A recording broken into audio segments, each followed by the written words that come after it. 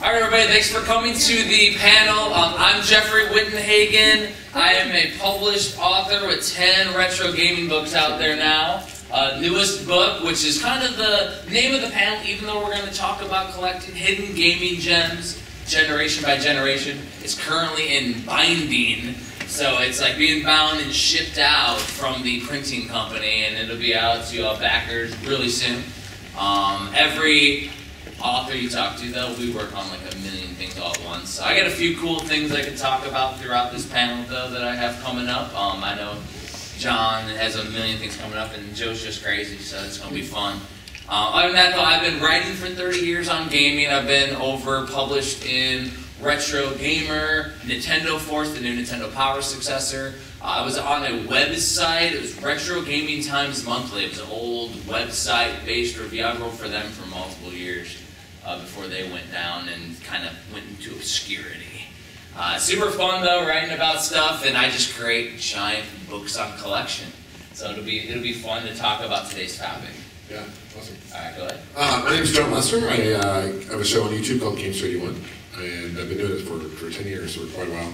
Also co-owner of a company called Collector Vision Games, and we started off making ColecoVision games, been around for 10 years doing that. We've been with them as a team, though, for about 6-7 years. And we make like a lot of homebrew games for classic consoles. And we're actually diving into making a new game for modern platforms, with the Switch and Xbox One. It's called City Hunter and the Curse of the Mayan.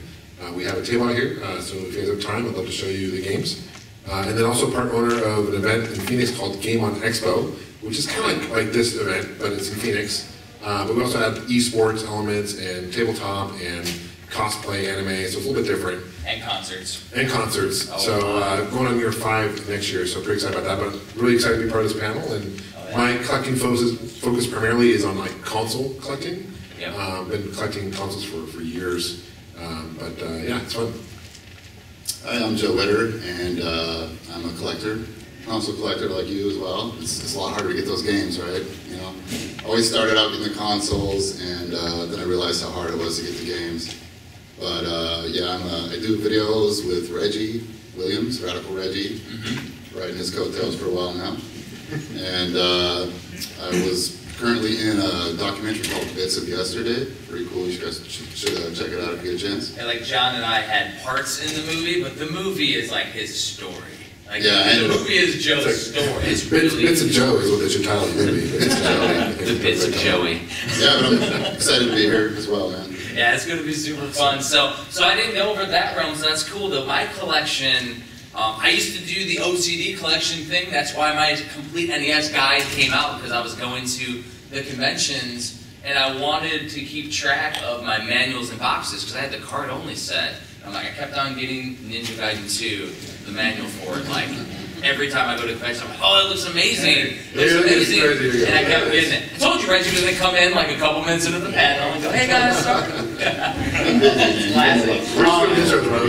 We're just doing intros. We're talking about our collection focus. Oh, so yeah, so anyways, like I did the whole thing, but now I kind of focus in on what I want to collect, like cool stuff. Because I know my genres I love. I love Zelda-likes. Like a blatant Zelda ripoff, like a Newtopia for the TurboGrafx. Oh, yeah. Those are my favorites. I like that Reverie game that just came out. Yes. Have you seen that one? And Blossom Tales on the Switch. Nice, okay. Oh my.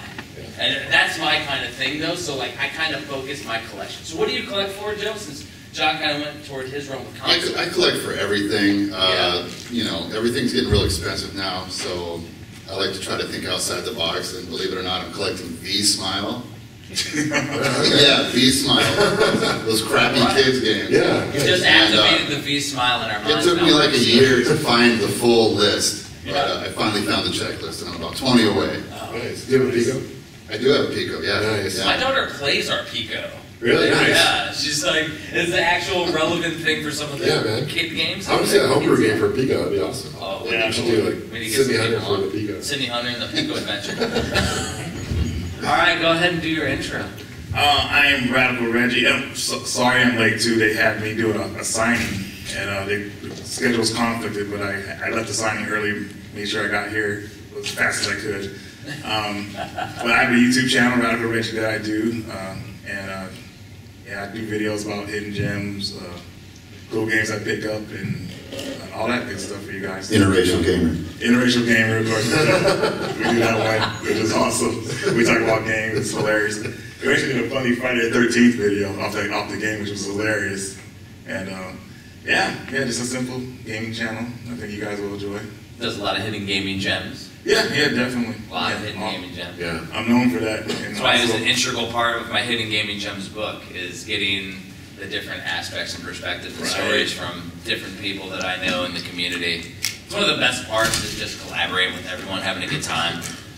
Right. So the focus on this panel, collecting, has changed. And it's changed a lot, I feel, even in the last year, going to conventions, because since my books went viral a few years back with the Complete NES, the cover that was the Garbage Pail Kids guy, which I didn't know he did the Sydney Underwood at the time. I met him at a convention. It was amazing. Yeah, I met him at a convention, just saw his sweet art books, and I said, have you ever done Nintendo stuff? He said, I've never done any licensed Nintendo. I'd love to do it. And then Cool. I found out it was Joe Simcoe. But that went viral, and then after that, I started going to conventions. Over the last year, though, I've seen a shift. I don't know if y'all have seen the shift. I mean, it's been interesting. Now, this place, Portland, is the exception to the rule. There are games everywhere here, and the games are reasonably priced. The pricing has been reasonable at the conventions I've been to, but I've heard at the East Coast conventions, you were just at the East Coast, right? I heard that they were a little high, a little bit up there for the prices. They were, and I was like, I was getting pressured to buy stuff when I was there, so I was like, whoa, I don't know, man, I'm good. They're all trying to feed the family. But that's the thing about Portland. Portland's so it's always been like a lot of fair prices here. There's so much here at this event. You always find something for a good deal that you're willing to pay. So that's one thing I love about this show. So when we're talking about how things have shifted though, like here today, like there's a lot of stuff. Yeah. But I've seen a lot of things dry up over the last year. Even at John's convention, like the game vendors were a lot more sparse, and the variety of rare titles. Maybe because they're saving them all for Portland.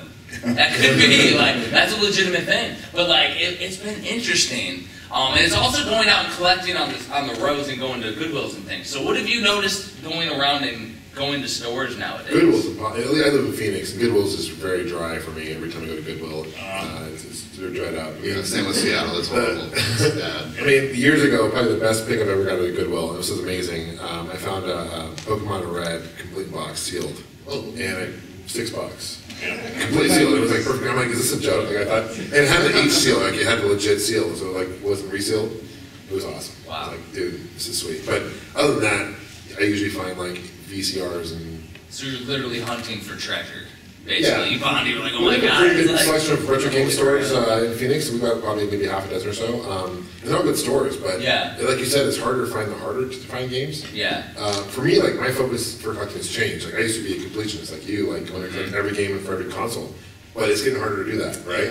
And so now I'm like, oh, I really like the Metroid style games or Castlevania kind of style games. So I'm gonna collect those or shmups or whatever it is. So more like focus on what I'm looking for. Toward your passion. Towards my passion, but what really frustrates me is I think it maybe is because like with the mini coming out and people who aren't collectors are like, oh, this title has Mario in it, so I'm going to charge $60 for Mario 3. True. You know, it's like, really? You know, just because it's Mario, you know, or whatever, it's frustrating. It's a true story. Yeah, it is. That is part of what we need to touch on too, is the introduction of retro into a new market with casual gamers, just building on nostalgia from people who aren't actively collecting in the niche retro hobby. Like here we have thousands of people here at this convention, but it's still relatively small compared to all the gamers. You know what I love though, and I love it about the show and the other event, the younger kids who are into retro gaming. I love that. Yeah, it's so impressive seeing that. And the knowledge, like I've had a few that are, a few generations back, and their Nintendo and Super Nintendo knowledge was on point. I was like, wow. Like I have 5-year-old twin boys, and they're like their favorite game's Mario 3. Like they haven't even seen they haven't even seen the modern stuff yet. Like Fortnite, they don't even know what that is yet, right? So like I'm trying to keep them to like the old school stuff, right? And they love it. I mean, they don't know anything what graphics are. This is their first exposure to video games, so I'm trying to introduce them. You know, it's like with my dad with music, right? I look at the Beatles, like one of my favorite bands, right? And he introduced me at a young age, even though I didn't grow up in that generation. I love that kind of music. I love records. I love, having records, the sound, and just the same thing with games for me, Yeah, my little one is 6, and she grew up with like Mario as well, but she got frustrated with it, so she went toward Mario Paint.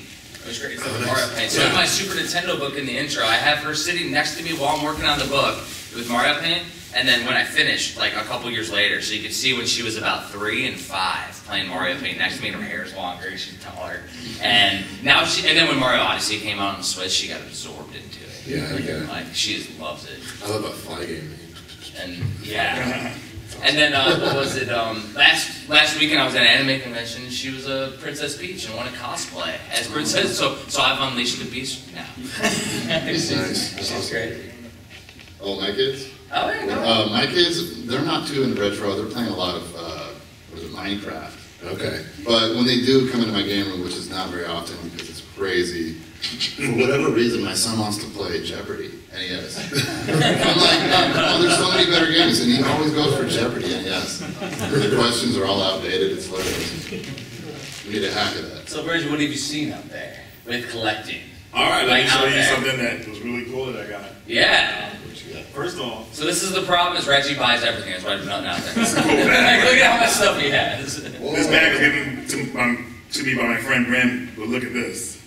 PlayStation bag. So I already have something to put stuff inside of, but this item is something I've looked for years, and I found it here for $8. Been looking for it for years. I mean, in box. I've never seen what the box is like. But this is the plug and play. Oh, nice, yeah. Portable version. Oh, okay. It's Pac-Man. And I got Jack this for specific, $8. It's wireless. I think it's the only wireless plug and play, and it's complete in box. There's people who collect those. There's a ton of those plug and plays. Yeah, there's a ton, but Yeah. these are like the early ones that Right. when they were hot again, people Yeah. were really getting them. And Yeah. they wore it out, of They're course. cool. But yeah, I'm just so amazed with this. This is so. I've never seen that boxed. Yeah, I never. Man, I was like, whoa, this has got I going. love the display. So that's another rabbit hole of collecting is the plug and plays. It is. And you know, it's different than the Super Nintendo Mini, which goes on HDMI. Those go towards just AV Right. cables into TVs. Right. But with the collecting and where things have dried up, though, like I think it's a good and a bad thing, though, that you can't go toward a Goodwill right now and just pick up tons of games. I mean, here's my thoughts. Is that a few years ago, I would go to Goodwill and I always see games, and as the preservationist in me, I felt the need to like buy it all just in case, because I don't want to leave it there. And I would have to get it all, and then I have some games that I'm not interested in. And nowadays, like there's nothing there except for onesies and twosies, like a random treasure that you might find.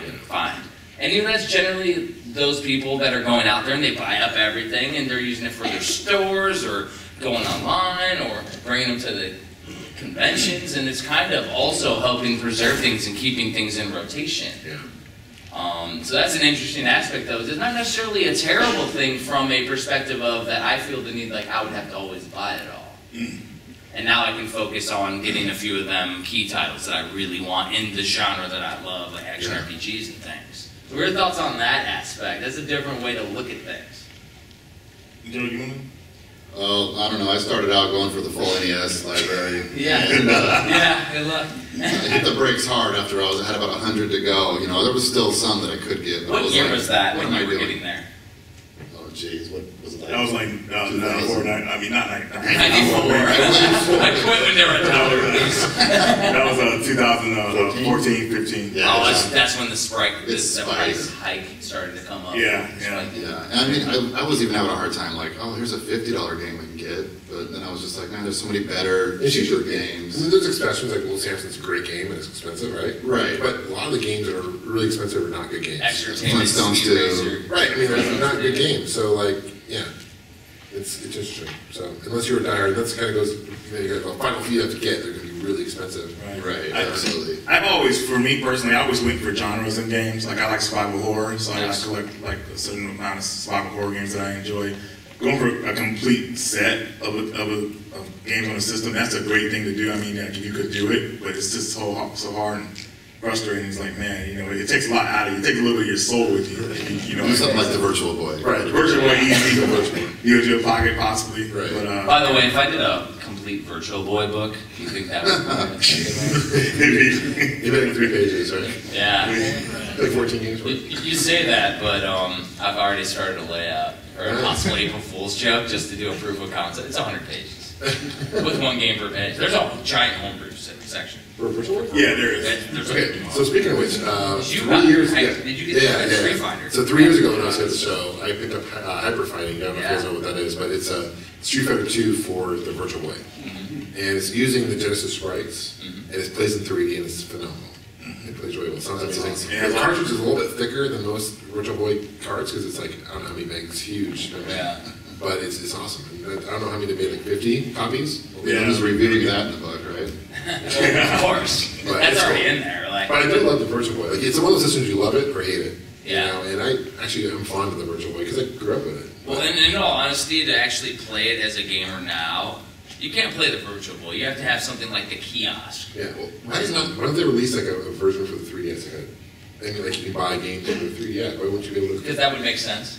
Yeah. I mean, in all I reality. totally get a collection. Like I totally get a collection of. Like, they could put all the games on one 3DS card and they got Virtual Boy done.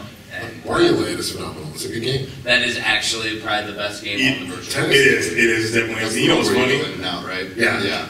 All this Virtual Boy talk, I actually sold my Virtual Boy collection at the show this year. So it's pretty funny. You know, it just ran its course. Making him regret. I liked having it. You know, I almost knocked it over a couple times. I said, no, it's time to go. And I don't regret it. I had a good time with it, but you know, it's not. You can get it back easily if you ever decide to. You can. And I just want to let everybody know it's okay. Let's go some games in your collection. If you get tired of them, there's nothing wrong with that. You don't have to hold on to them forever because they're, you know, or whatever. But you know. When you run out of space, it's kind of a necessity sometimes. It's a good thing. too. Like there's the old goodbye. Yeah, you know, you take a picture with it, have the memories, and you're good to go. It's cool. So I remember growing up in Seattle. I remember because I was like Nintendo was big, right? And obviously still is up there. But when the Virtual Boy came out, it was like they were doing a promo in the Bellevue Square Mall. I remember as a kid going there in middle school, and they gave out these like promo buttons, and I still have mine. And it's like a 3D button. Oh, And nice. I've never seen one since. And I'm just curious on anyone else has seen that, but it's pretty cool. I've never seen that. That's cool. Yeah, it's really cool. Nobody's Yeah. And then they had the kiosks and stuff too. I'm like, man, if I had a time machine, I'd go back and buy this kiosk. Oh man. But yeah. Yeah, the back in the day collecting was so crazy. I mean, there was a convention I went to 2009 in Florida, and then after the convention, the guy who ran the convention, his girlfriend broke up with him, and he sold all of his stuff. He had a whole museum. So I picked up my Sharp NES TV there. I picked up tons of different types of kiosks, and it's like being in the right place back then. Yeah. You could get stales. Like, yeah, so much That's stuff. crazy that 2008 is back in the day. Oh yeah. It's that 10 years ago. That's insane. Like, that's the thing. Like 10 years ago, collecting was a different realm. Nowadays, It's like more mainstream kind of. so that's a good point though. Is that collecting cartridge-based things and disc-based things like PlayStation? It's a finite physical media. So the thing is that we're all collecting this stuff now, but we're not selling it. We're keeping it because we like it. So those that aren't, and the reason why stuff stays out there is because there's people who used to collect it and then got rid of the whole series. And it happens frequently enough that the games haven't dried up, but the prices are going to continue to go up. Those little Samsungs are going to continue to go up. Your mid-range stuff might fluctuate, go down a little bit here, go up a little bit here. That'll happen. Yeah. But it's because it's finite. There's only so many out there. It's the whole thing. Did you read the article in Japan where people used to go out there for vacation and do clean up out there, going to Super Potato and all these different places? There was tons of Famicom games everywhere. But then that's gone. That was like the last couple of years. It is dried out just like it is everywhere else you find in the States now. Oh, caught on, right? Everybody caught on, and now the games just aren't there because people are buying them and keeping them, or bringing them to conventions so that way everybody can see them. I think Famicom's going up. The YouTube community changed that too because people watch it on YouTube and like, oh, okay, that's hidden gem. I want to check that game out, or oh, wow, I got that game, or pick up your videos and stuff like that. Changed. What was the People are more aware classic? than double. What was the classic of Reggie before he buys it? Before he talks about a game, he'll buy a few copies of a cheap one to give it to friends before the price hikes. It happens though, because it's like, oh, there's a finite amount of this on Amazon. Reggie finds that it's awesome. Well, that finite amount's gone. Like, it's a legit thing. I wouldn't say that nobody's to blame for it. That's passion. Like, you can't blame anybody for having the passion to do something. That's just the world we live in now, you know. Everybody wants it that much. there. It's amazing. And that's the crazy thing about the information being there, yet there was so much that I didn't know that was out there once I started researching everything for the books. Like the homebrew scene. Nintendo, people making new games. I talked to a bunch of the programmers. Like, how many games are out there? Oh, about like 200 or so. And so I started doing it. There's over 500 in my book. Like, they had no clue how many people were out there actively making games. There were 500 NES homebrews 2 years ago. There's been over 100 since then. Like, it is just, it's a constant thing, and the games are getting better and better quality and more toward an NES release. And now with NES Maker, it's going to even... Oh, that's going to have to be its own genre. Yeah. NES Maker, because it's literally making like high quality stuff immediately. All you have to do is have an artistic mind, and you can create messages now. There's a guy right across from where my books are, and he created a game in NES Maker. It's like Zelda style. It looks awesome. It has music, everything. Very cool. He made it in like 2 days, he said. The guys making NES games are making it in years. Yeah. Like programming from the ground up. That's the homebrew games. Yeah. NES Maker though is going to change the game. Nice. Super cool.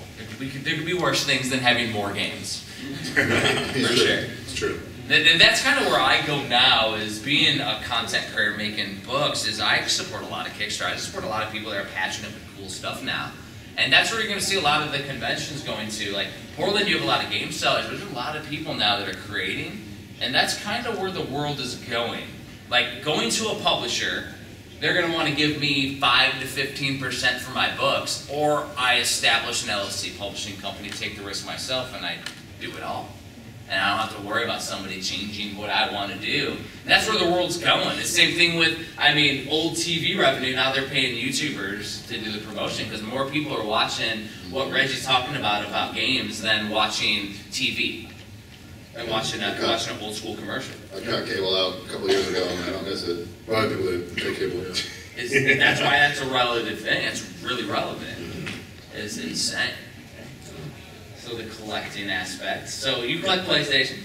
Mostly PlayStation. I collect everything, stuff I like, but I've been no most for this. So I haven't done a lot of PlayStation recently. How has that changed over the last few? People are actually starting to look more into the PS2 stuff. I feel like they skipped over PS1, but not really. I can see a lot of PS1 games going up in price now. Are just like, it's not easy to find. But it's not as bad as what Nintendo or Super Nintendo had gotten to. That was insane. And it made it easier for me to collect for other systems because everybody was focused on those two. Mm-hmm. So yeah, there was like a definite couple-year period where everybody was just on Super Nintendo. Yep. Like, they left alone Genesis, they left alone Yes, everything it was else. great. Yeah, Genesis, I love the Genesis. Game Boy, original Game Boy was like a Shangri-La too. It's so hard to find Game Boy in complete box though, because Yeah. that is one of the, it totally is. It's one of the weirdest ones to like find Game Boy games in a box. Like, So I find that sealed Pokemon. That's why I think Genesis is nice because they have a lot of the clamshells. Yes. Unless they're later versions and they have like the box, but yeah. And of course, my next collector's book is the complete Genesis that I've been working on. do you guys think Super Nintendo and Nintendo would have been like is worth it as much like worth the price people are like what it's worth now, like what people pay for it? They have major stuff in clamshells instead of boxes. I think they would have brought the price down a lot now if we were collecting for Well, it. it's all like quantity, right? So they're probably a lot more CIB. Right. So Exactly. would probably run down. Yeah, exactly. That's what I'm Yeah, saying you too. would probably even out a little bit. They wouldn't be so Because people, expensive. I have a friend. He's like, "Oh, I'm trying to get this game with the box. And I want the box and manual." And it's crazy. It's like the It's price crazy is they're that cardboard. John so. Hancock has that complete box collection here at the museum. Yeah. Right? Yeah. I mean, I haven't seen it. Is it really? I haven't seen it either. I need to It's in check the it out museum. too, because he told me that Black I've Box seen- Challenge, the game that I released, Oh, is yeah. somehow in that set of licensed games. I'm like, why is that at the end of it? Like, but it's like he's like, yeah, it's at the end of the set. I've done this. I've seen his house. And his collection. He's got the largest collection I've ever seen. He puts us all to shame. And it's sad. Crazy. But no, I'm super jealous because I love it. I mean, it's awesome.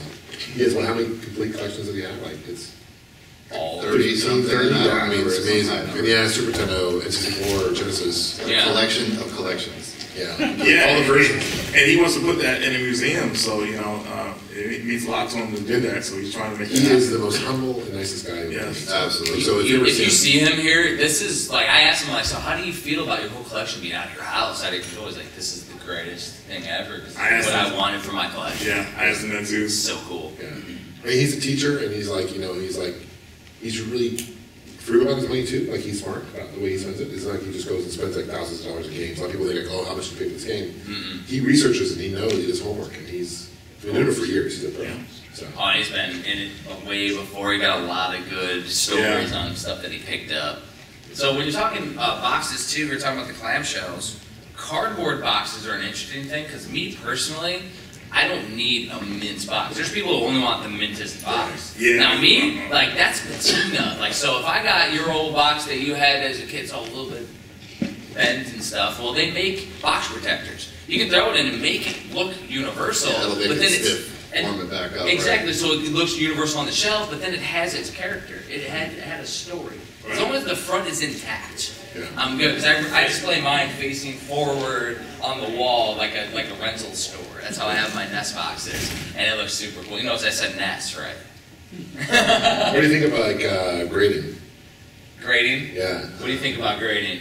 We just did a panel on that actually. Nice. I'm not a fan. I was not a fan of it, but now I think it's kind of cool because it's pretty much preservation. Yeah. You know, for someone to see. Maybe if it's like a super rare game that's not very good that you can emulate. Like, Right. I mean, if I had like stadium events, I'd probably want to get that graded and just not even ever put it in, you know, play it like legit. So to me, grading is a collector's like staple. You have to grade. However, video games are meant to be played. So once you grade it, you can't open it. Like I don't collect sealed. I play everything. I get the limited stuff on the new like Switch games. I open them up. Like I like to because it's an experience. Part of the experience to make that game nostalgic isn't to look at the game on your shelf. It's to pop it in and play it and get ingrained in what that artist, what that pixel artist, what that musician created. Like, there's a whole piece of video games, which is why I'm immersed in it. It's because it covers every genre. Dude, I opened 3 3DO, sealed 3DO games. And the games Oh, I remember that, dude. There's a video. They weren't even in them, so like, legit, you could have sealed games. It was hilarious. I think they were like at a rental store, maybe they were resealed boxes. That was so fun. So, you guys are finally play this game, it's gone, and then I open the other one, so you never know. Yeah. I agree. I think as far as I remember that, dude. That was funny. I think they're cool as far as like a collection. If I went like stadium events, I'd get that graded and just play it, whatever, because it's super rare. Plus, you can play this track and field. To get it graded and then flip it to sell it like 30 times as much as what it's going for normal, that I don't see that being right. Yeah. You know, it's also by demand, I guess. It's about how much people are willing to pay for a game, so I can't fault it too much, but I don't know. And I feel like the guys that are here doing the new one, like I know a few of them. I've known them for years, and they know everything about Nintendo grading and Super. Like they are really knowledgeable. Yeah. So I feel like what they're doing with the new version of grading, I feel like that's 100% relevant. It's legit, but it's not what I would do with my collection. Right. Like now, if they would grade things like memorabilia, that might be pretty cool. Because I have some really rare memorabilia that's one-of-a-kind type stuff, and that stuff, getting that evaluated and graded and things. Because it's not the actual game that I'm going to play. Yeah. That's the thing. You can't play the game, and then once you play it, it might be at a different grade. I don't know. That's not the thing. I always thought it'd be funny to get like a Madden 99 graded. It's a super common game. They're like, why'd they send me this? We had my buddy Paul that he worked for the worst VGA graded games of all time. He got a Super Mario Brothers grade as a 1. It was like mauled almost into it was like he had it in the seal thing. It was like falling apart. The cost of getting it graded is probably where you totaled the car. I mean, you totaled it costs a lot more than actually the worth of the game itself. Oh yeah, it was definitely worth it. Have you ever ran into a situation where you ran into a collector that just collects like multiple of the same game just to drive up costs of that game? Like for example, I was at Classic Gaming Expo years ago in Vegas, right? And there was a vendor there that had like 10 copies of Little Samson, like all sealed. And he was just trying to buy them out, just to try to drive up the cost of the game. Have you ever ran into that? Oh yeah. It irritates me.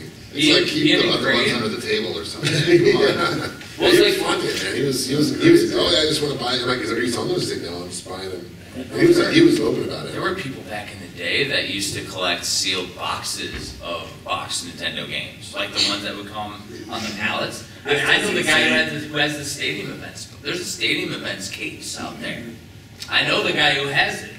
And he doesn't just have stadium events, he has almost all the Nintendo games, like cases of them. So there's stuff out there where it's like, you might not want to put your life savings in there if you think it's going to be worth X amount of thousands of dollars. Like, it's worth some money, people are going to buy it, but like I'm saying, the umpteen billion ones, like he's just like, yeah, once it gets up there ridiculous, I'm going to leak out a couple just to even out the price. And I'm like, wow.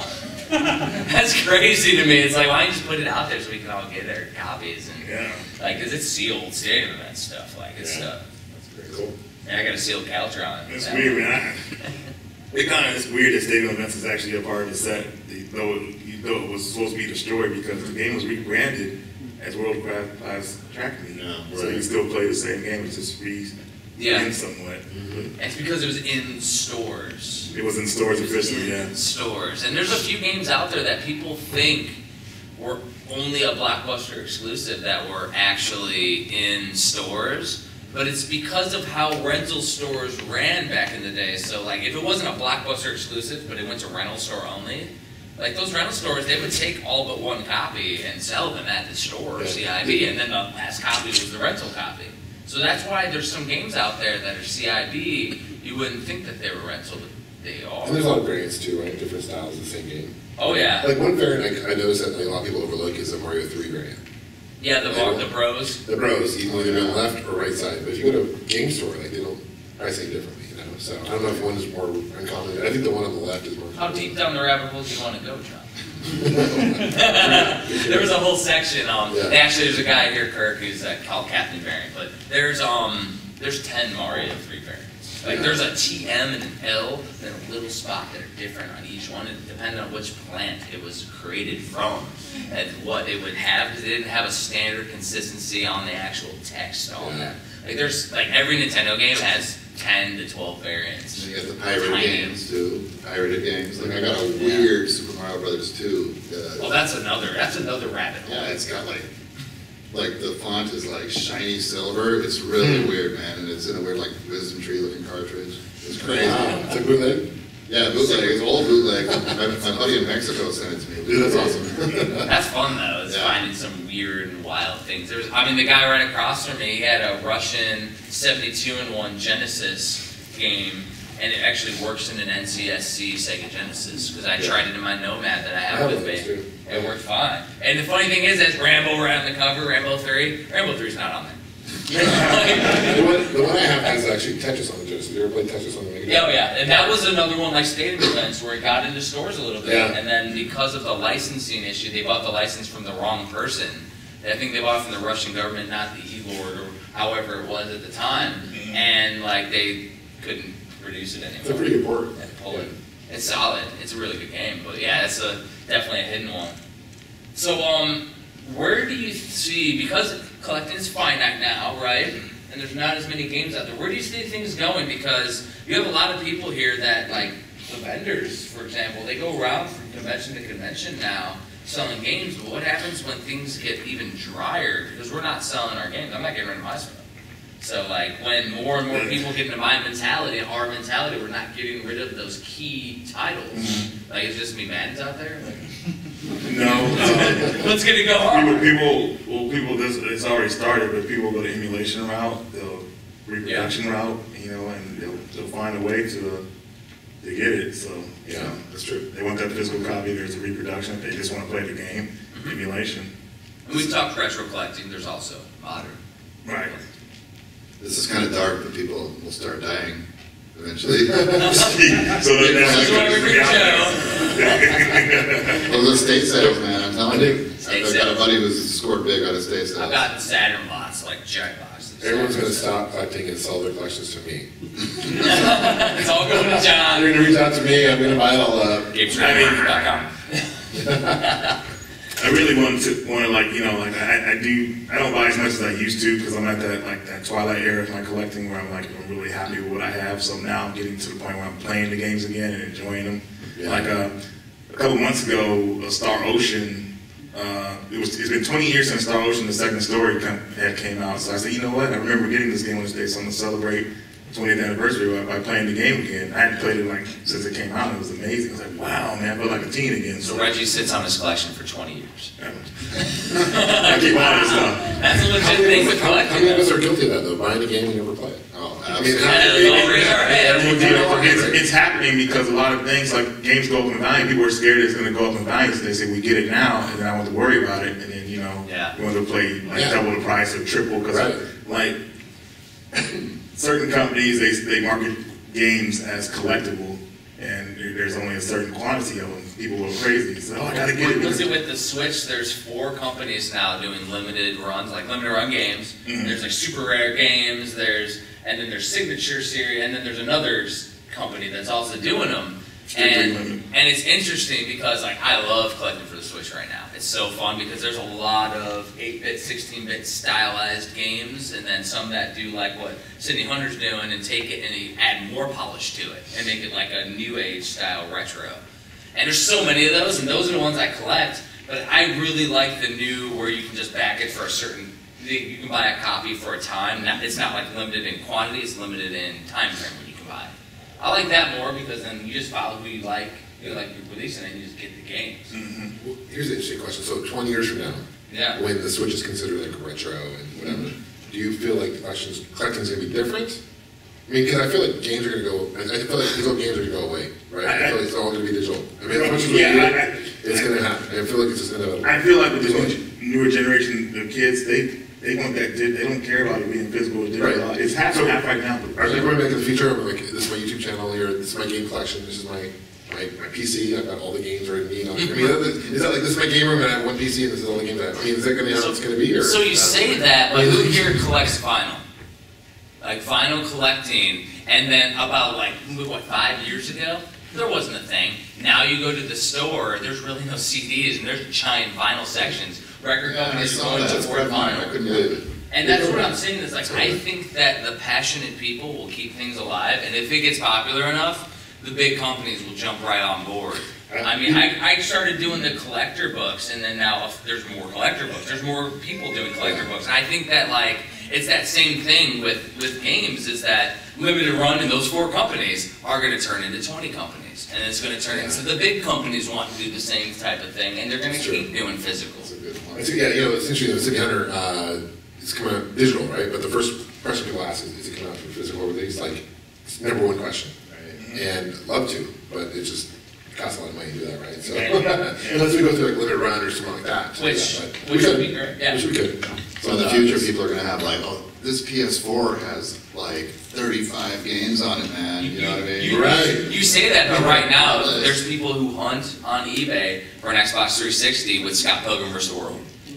Because that is not available, and that is a real location download. Does anybody know what that game is? Yeah. Cool. So there's a list of games for Xbox 360 and PS3 that you just can't find because the licenses were pulled. You can't download. The original X-Men arcade came out, not available anymore. Yeah, they took it down. The Simpsons took it down. Right? Exactly. And that's the scary thing about like digital content, and they can take it away anytime you don't really. They could. So then what happens when my Xbox 360 gets the red ring of death and my Scott Pilgrim goes up in smoke, and now all of a sudden I can't re-download the game I bought? And that's the thing. They never answer that question about what happens if the servers go down. How am I going to get this game again? They just totally ignore it. So it's like, it's weird. Well, when we go in Gamesters 20 years from now, it'll be all emulated. We're going to keep it alive. Yeah, exactly. That's the observation of video. Passionate gamers will keep it all alive. Yeah. However, it won't be necessarily legal because it's emulation. Right. However, that's the only way preservation is going to come around because the companies don't care. If you ever researched into NES and Super Nintendo like I have, it's insane because they just threw away all the source code to a lot of stuff. Yeah, there's so much documentation. Nintendo has been going after sites with ROMs and emulation. And, of course they have. Because of the mini and they're coming out with the 64 mini soon. And so my theory isn't because of the minis. It's because people hack the Switch. Because they hacked their newer console, they're just like, all right, gloves are off. Because people kind of left alone the 3DS. Well, they hacked the Switch. They're like, this is our main moneymaker right now. Yeah. These sites all got to go down. Like they're trying to cut out all hacking. Yeah, but it'll just come back again. I mean, you can't stop it once it's out there. I mean, Nintendo could. Oh yeah, it's not. Yeah, going I feel like yeah. emulation though. I feel like the only reason I would play it would be like a game. A, it's either really expensive, I can afford it, or B, it's like a translation that I wouldn't be able to read. Right. Mm-hmm. But I feel like there's gonna be those who are gonna buy the physical game like myself, no matter what. Right? Sure, there might be a small percentage that maybe just go to emulation route, but I mean, obviously we're all here collecting physical games, and emulation's been around for decades, and it hasn't really affected our ability to go buy games, right? So. Well, and when you talk retro, like. People ask me, like, well, how do you play all the games? Like, I use the EverDrive with the ROMs and play it on the hardware. Yeah. However, like, we just talked about, they're finite, right? The games are finite. You can't find them out there. So how the heck else are we going to be able to play them? So then, like, we had my whole list of Famicom games. Well, now I have them all on a list. I can play them. I love them. Well, when I find it, I'm buying the things. I've been playing it. I have a nostalgia for it. I want to get it now. And because I had that experience, but I wouldn't get that experience if the emulation wasn't there. Right. So it's a double-edged sword, and there's some people that are just happy with just having a Raspberry Pi with everything on it. And there's nothing wrong with that. There really isn't. Yeah. Now Nintendo, of course, sees something wrong with that. That's their business plan. Yeah. But the gamer perspective, even the collector perspective, is like that keeps things sane for us as well as collectors, because those ones that are happy with playing Little Samson emulated aren't hiking up the price even more by getting rid of every copy of it. Mm-hmm. They would all be gone. Oh.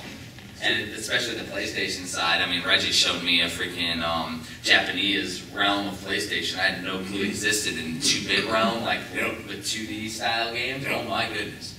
Like, that book is going to be the death of me. How many PlayStation games are there in total? Like thousands? I know US there's 1,200. Yeah. But I don't just do US releases, so I'm in It's trouble. probably around that. I think it's one of the second highest. In PS2. Yeah, and PS2 is probably the biggest, and after that, probably the Wii. PS2 is triple. I could be wrong with the Wii. What's a Game Boy's up there too? Wii's up there. Game Boy's up there for sure. I don't count Game Boy Color's Game Boy either. Like Game Boy Right. and Game Boy, this is two different And consoles. you never know, man. PS4 might beat them out because look at how the PS4 is doing. PS4's huge. Well, especially because they also jumped on the limited bandwagon with before, and now with the Vita. That's why the Vita's still alive, is a few of those companies. Yeah. But the PS4 is still going, and it's new.